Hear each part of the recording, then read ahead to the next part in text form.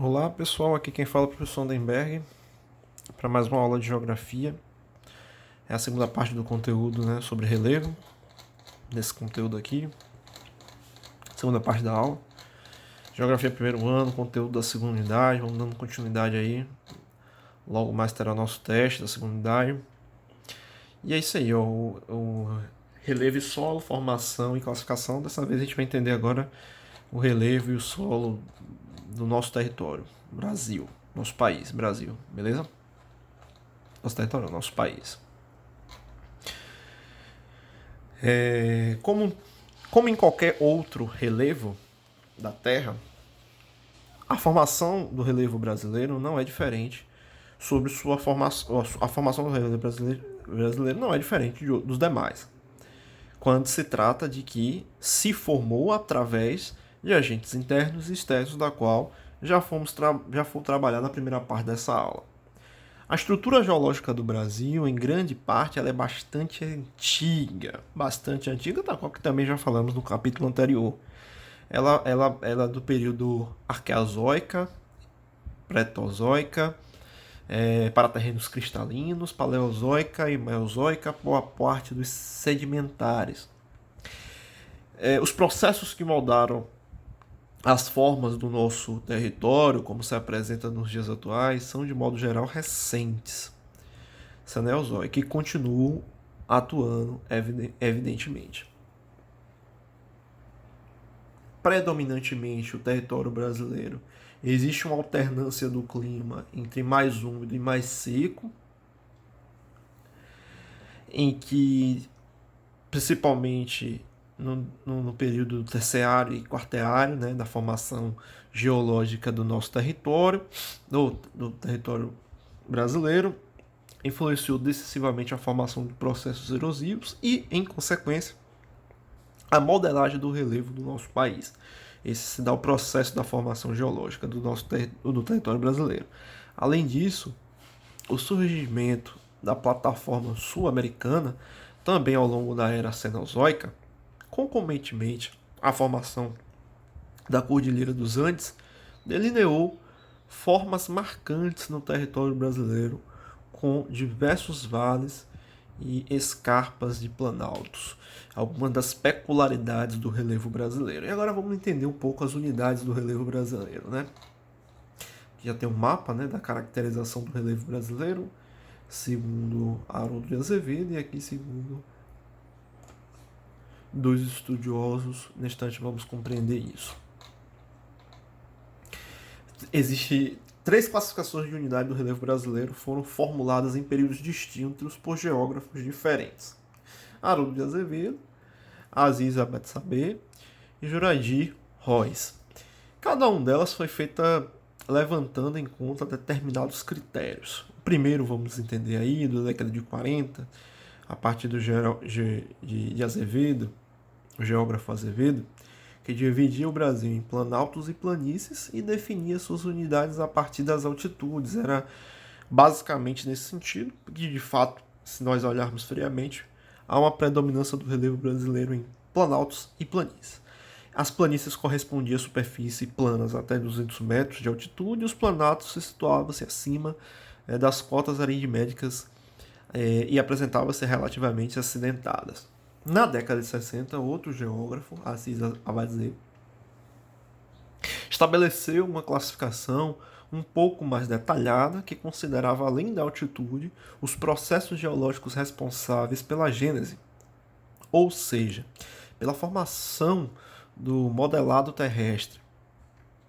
Os planaltos, há uma distinção entre o geógrafo Azevedo e o geógrafo Aziz na compreensão do que é o relevo brasileiro, em que Aziz ele tem um detalhamento muito maior, porque ele tem uma preocupação não somente com a altitude, mas ele tem uma preocupação também de entender a formação geológica daquele determinado território do nosso país. Vamos lá, dando continuidade. Os planaltos eram definidos como terrenos onde prevalecia o processo de desgaste em relação aos processos de sedimentação. As planícies, por sua vez, constituíam os terrenos em que predominava a sedimentação. E aí tem um mapa distinguindo as diferenças entre ele no processo de análise do que é as unidades de relevo no Brasil, né? A classificação do relevo no Brasil. Logo que não tem muitas diferenças do ponto de vista visual quando olhamos a partir da análise do mapa. A diferença é maior quando há o estudo detalhado por parte dos dois os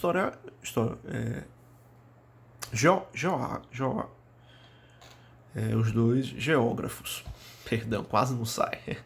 Mas a partir de 90, o geógrafo Jurandir Roys, apoiado em levantamentos técnicos do projeto Radamar Brasil, vai lembrar que esse projeto ele é realizado na década de 70 e 85, constituiu um extenso levantamento de recursos naturais e geológicos brasileiros. Fez um mapeamento, né, do território brasileiro do ponto de vista físico, esse projeto. E como é que Royce se sustentou suas análises? Né? Fez uma classificação muito mais detalhada do relevo brasileiro. Há décadas, o mapeamento e a classificação do relevo baseia-se praticamente em observações realizadas em terra, levantamentos aerofotogramétricos por meio de radares instalados em aviões, realizados pelo projeto Radar Brasil, forneceram informações detalhadas que foram utilizadas para fundamentar uma nova classificação do relevo e de suas unidades. E essa é a chamada classificação de Royce. Né? Associa as informações altimétricas, ou seja, relacionadas às altitudes, com os processos de erosão, sedimentação e gênese, integrando-se às estruturas geológicas nas quais ocorrem. E aí, pessoal, o relevo brasileiro passou a ser classificado por base em 3 formas. Não é agora somente planaltos e planícies, agora inclui também as depressões. As depressões no Brasil elas são definidas como terrenos relativamente inclinados, na quais predominam os processos erosivos que ocorrem em estruturas cristalinas ou sedimentares. Geralmente associa-se esse terreno entre 100 a 500 metros de altitude, apresentando bordas em aclive, como subidas para quem olha para baixo e como subidas para quem olha de baixo para cima. A caracterização de depressões. A maior parte das depressões brasileiras se originou do processo erosivo que atuaram nas bordas das bacias sedimentares, das quais são formações geológicas bastante antigas, e fruto de muito boa parte dessas depressões também teve contribuições de agentes internos. Relevo segundo Jurandir Roys. Você percebe-se que ele é muito mais detalhado do que os mapas anteriores, aonde tem a descrição dos planaltos, detalhadamente das depressões e dos planícies.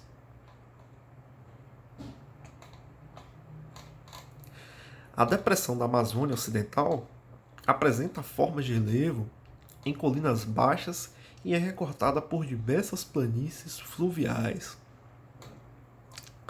A depressão da Amazônia Ocidental, o 12. Essa depressão, essa região aqui. As depressões norte-sul amazônica foram esculpidas em terrenos cristalinos.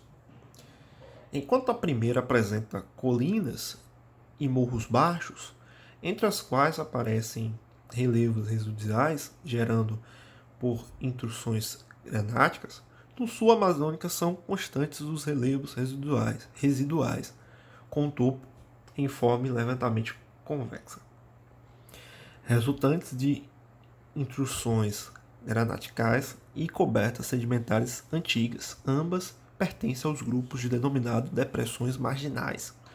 Outra constatação sobre depressões. É importante se situar-se acerca das depressões, pois hoje se aprofunda-se cada vez mais acerca do que detalhadamente, óbvio, as depressões brasileiras. E existem depressões também no estado de São Paulo, como a depressão Borda Leste, que tem terrenos cristalinos e atinge uma altitude em torno de 600 metros. Uma conotação histórica aqui importante. Essa depressão teve um papel importante no período colonial, pois se configurou como um corredor de comunicação entre o sul e o sudeste, por onde se deslocavam os tropeiros, com gado e alimentos para a região mineradora, por exemplo. Os fatores geológicos foram importantes, né, também na formação do território brasileiro. Aqui deixa eu ver se eu encontro algum mapa sobre aqui é a distribuição de solo, mais para cima. Aqui é uma mineração de Serra Goiás. Aqui está.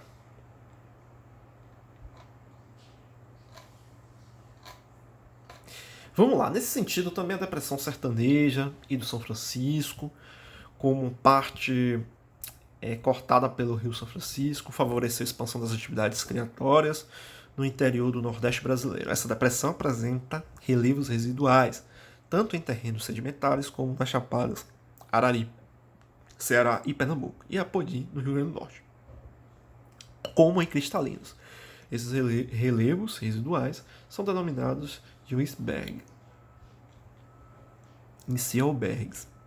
Outra peculiaridade da depressão sertaneja e do São Francisco é a existência de pé-de-planos. De modo geral, as áreas de pé-de-planos apresentam baixíssimos índices pluviométricos. Aqui é a vista, né, de plantações do Vale do Rio São Francisco, viáveis graças ao sistema de irrigação das águas dos rios, na região de Petrolina e Petrolina, Pernambuco e Juazeiro, na Bahia. Nas depressões, que estão em contato com os planaltos e as chapadas da bacia do Paraná, ocorrem as frentes de cuestas. Existem cuestas nas depressões periféricas do Miranda e no alto do Paraguai-Guaporé e do Araguaia. Basicamente, o que é uma estrutura cuesta? É essa da qual vocês visualizam aqui na imagem. Elas estão em elas também se estabelecem em depressões. Agora, os planaltos no Brasil. Os planaltos, obviamente, todo mundo já sabe, são superfícies regulares. Predominam os processos erosivos de estruturas cristalinas ou sedimentares. Basicamente, os planaltos são formações bastante antigas. Localizam-se geralmente acima de 300 metros de altitude, apresentam bordas em declínio, ou seja, com a descida para quem olha de cima para baixo. São formas residuais do relevo, como as chapadas, encontradas no centro-oeste e no nordeste do território brasileiro, e as serras em estruturas cristalinas encontradas em vastas extensões do sudeste e também no sul do Brasil, como nas serras de Mantiqueira e no do Mar, que é Mares do Morro. As planícies, estudamos com muita frequência, planaltos e planícies desde o ensino básico, porque é o que se predomina no território brasileiro, em áreas mais restritas, em alguns casos sujeitas à inundação. Nessas áreas predomina o processo de sedimentação, que ocorre apenas nas estruturas geológicas sedimentares. No Brasil, essa forma de relevo encontra-se restrita à margem de grandes rios, como no Amazonas, nos afluentes do Araguaia, na região do Planalto, do Mato Grosso, na faixa litorânea, ao redor da Lagoa dos Patos, no Rio Grande do Sul e por aí vai. Tem um outro fator predominantemente das planícies. Por deposição de materiais sedimentos de origem marinha, sendo sedimentações nesses casos de processos recentes, as planícies têm uma formação de um fator mais recente da formação geológica. Em diversos trechos das planícies litorâneas, do Amapá até o Rio de Janeiro, estão presentes os tabuleiros costeiros, grandes exemplos das planícies, né? São colinas de topos, ora côncavos, ora planos, que muitas das vezes ao lado do oceano formam barreiras e falésias, com paredões de até 50 metros de altura. É a composição das planícies. O solo brasileiro, vamos entrar no solo agora. Vale lembrar que o solo é fundamental para a formação de diversas civilizações, pois é dela que se sustenta as atividades, a atividade agrícola, a criação de animais e por aí vai. É um recurso básico fundamental, né? Vale lembrar que o solo formou-se há milhares de anos. Ele é um processo de desintegração e composição das rochas devido ao intemperismo, da qual já estudamos na parte 1. As transformações das rochas continuam até hoje, mas são muito lentas, sendo necessários séculos para que se forme um único sedimento de solo. Para você ter ideia como é que se dá a formação de um solo, demora muito. E quais são os principais elementos para que se forme um solo, né? Além do clima, precisa de a rocha matriz e elementos orgânicos, além de uma topografia, ou seja, uma inclinação do terreno. Conforme o local, alguns desses fatores podem exercer maior ou menor influência na formação dos solos, e é justamente essa variação que ocasiona a diversidade de tipos de solo, né? Vamos lá, no lento processo de formação do solo surgem as camadas com características diferentes, são os solos horizontes do solo.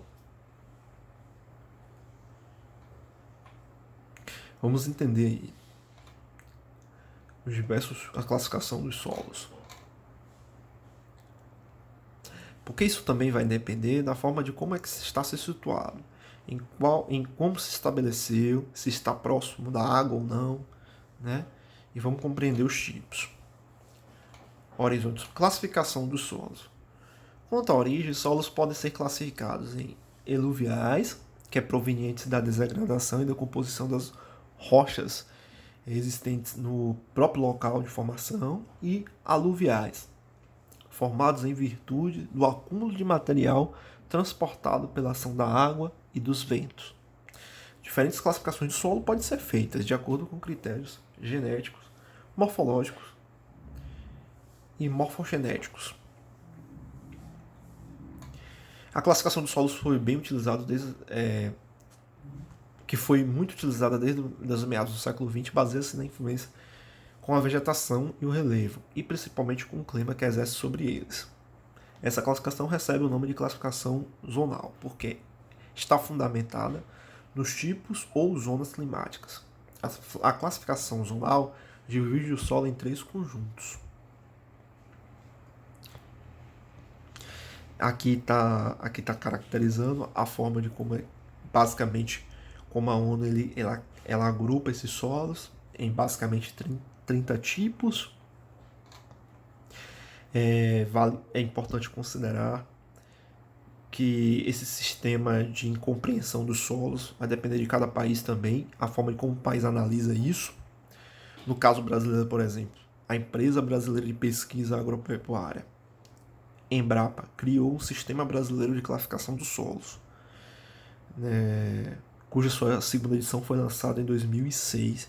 E de acordo com essa classificação, tem o Latossolos, que ocupa 39% do território brasileiro, mais de 300 milhões de hectares. E tem 4 subordens, né? O bruno, o amarelo, o vermelho, amarelo e o vermelho. Tem um argilossolo, bem evoluído, argiloso, né? 20% do território brasileiro. O solo denominado massapê, né? É o que mais encontramos no argiloso. Tem o neossolo, pouco evoluído, e tem no 14% do território brasileiro. O nitossolo, que tem 2% do território brasileiro, que encontra-se mais no São Paulo e Paraná, por aí vai. Aqui as classificações, né, dos solos brasileiros, onde encontra, quais são as condições químicas, biológicas, a distribuição do solo, os latossolos amarelos, ou argissolos, na região predominantemente no norte, né? Técnicas para melhorar o solo, para desenvolver o plantio também, né? O solo é uma grande importância nas atividades humanas, lógico, principalmente para a agricultura, como eu já falei, mas infelizmente por conta da intensidade dessas atividades, vem prejudicando a natureza, vem prejudicando o solo e por aí vai. Assim, para melhorar ou conservar, o ser humano desenvolveu diferentes recursos. Exemplo desses recursos é o quê? Os solos pobres em nutrientes, aplica-se adubo mineral ou orgânico para melhorar o processo de plantio, né? Corrigir a acidez do solo com a aplicação de calcário, que é um processo de calagem, quando o solo ele é bastante ácido, utiliza-se desse processo. Usar máquinas agrícolas apropriadas ao tipo de solo, a perda do solo, a perda do solo agrícola e a baixa produtividade muitas das vezes estão relacionadas à utilização inadequada das máquinas agrícolas. Manter ou introduzir no solo seres vivos fundamentais da agricultura, como minhocas, larvas, insetos, que ajudam, né? E é muito mais ecológico. E manter o solo coberto com vegetação, que vale lembrar, as atividades agrícolas, as tribos, as sociedades tribais, como da quais estudamos em sociologia, já praticam sua atividade agrícola nesse sentido, né? Ecolo. Um solo desprotegido e mal arado perde alguns centímetros em uma única chuva de verão e que levaria cerca de 10 mil anos em condições favoráveis para serem repostos. Só para vocês terem ideia aqui, o livro já dando um exemplo das condições e o quanto é fundamental ter um cuidado com o solo. Quanto mais a terra a erosão levar, menos solo haverá e mais rapidamente as raízes das plantas chegarão à rocha matriz, parando de crescer. Além disso, o solo armazenará pouca água, porque estará raso, e as culturas sentirão mais intensamente os efeitos da seca. Quando as chuvas forem muito fortes, as águas atingirão a rocha matriz e, não havendo mais solo para penetrar, encharcará o terreno, prejudicando a plantação. Algumas formas de cultivo podem conservar o solo. O plantio direto, técnica que consiste em plantar diretamente sobre o resto das plantas ou colheitas anteriores. A rotação de cultura, cultivo alternando de produtos, pois cada produto observa os nutrientes de diferentes solos. As curvas de níveis, que são linhas que ligam pontos da mesma cota aritmética, sobre as quais se faz a semeadura. Tem o afoliamento, né, da qual o terreno é dividido em 3 partes. 2 partes são cultivadas, a terceira permanece em repouso, ou em 2 anos recupera a propriedade retirada e por aí vai. Há outras formas de combater a erosão, principalmente aquelas usadas, principalmente causadas pelo vento. Consiste no plantio de árvores, como eucalipto, cedrinho e bambu, dispostas em fileira, formando uma espécie de quebra-vento. E se a erosão já formou sulcos ou crateras no terreno, há maneiras de recuperá-lo. Pode ser feita, por exemplo, barreiras de madeira ou de pedra na cratera para que diversos materiais passem a se depositar sobre eles. Aí basicamente o que é aqui no final. É uma coisa que é fundamental também. Aqui são as formas de cultivo para lidar com o solo. O que é que se predomina na agricultura brasileira, né? Quais são as práticas? Eu queria que vocês respondessem isso aí na hora dessa videoaula, fizessem essas anotações nesse sentido. Então é isso, pessoal. Agora eu quero que vocês respondam, né, as atividades que fica no final, para ficarmos tudo de boa e eu corrigir posteriormente.